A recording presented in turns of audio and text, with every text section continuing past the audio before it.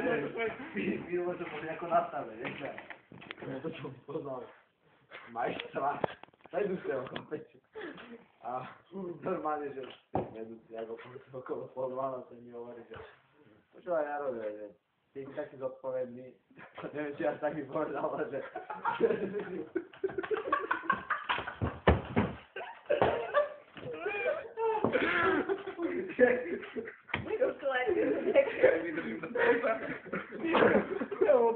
počúvaj.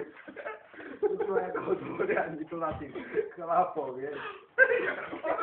Ten pajs, ja to speciálne to není. No a ďalej? A normálne, že tak vieš, ako nasadol som si na múrik, voda, klídek, vieš, ako som si vyťahol, že krabičku z 10 a vieš, že to pred rodičmi, keď som to chcel rodičom rozprávať, tak som sa normálne zykol, vieš. Úplne brutálne, aj teraz mi ako tatko volala, som spal a že...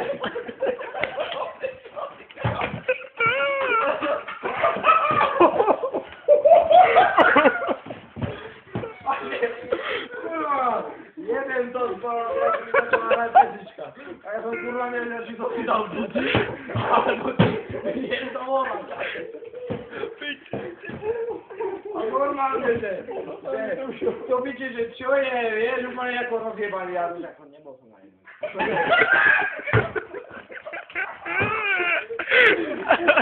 Ja to nebol som, vieš, a že normálne, že slúchatka, čo si tam počul, a zrazu som vytrhol slúchatka, že kurva mobil, vieš, som tam nepočul, slúchatka.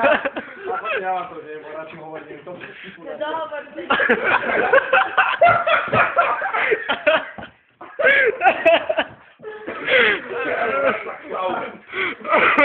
Pozri na moviku je nosíte. Kde sa to s nám bolo? Normálne, že jeden cigáň a to nám prečo stalo.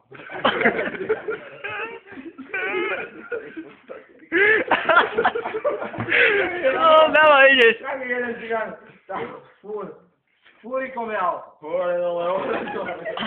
Ale vieš čo bolo na tom najlepšie, že ten fúrik mal prázdny. Furt tým prázdnym fúrikom. Hore dole. A furt takto behal. Dívam na neho, že či ma ako všetky pokope. A normálne, že zahnimá sa, si tam, že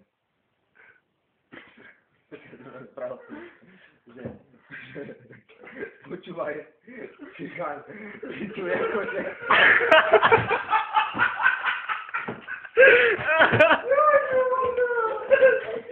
To není prosím.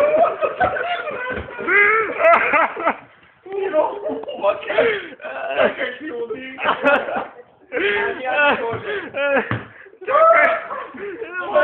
Počkaj, to si gáň. To si fakt zadrbal, hej? No poď do toho. Čakaj, ja vám počkaj. No, dávaj. Počúvaj si to. Čo to bolo tým fúrikom? Prázdnym fúrikom beha dole. A on taký, vieš, že trochu koktal, vieš. Tak nám zmenili normy, že nestíhal. Prečo? Ja neviem, ale...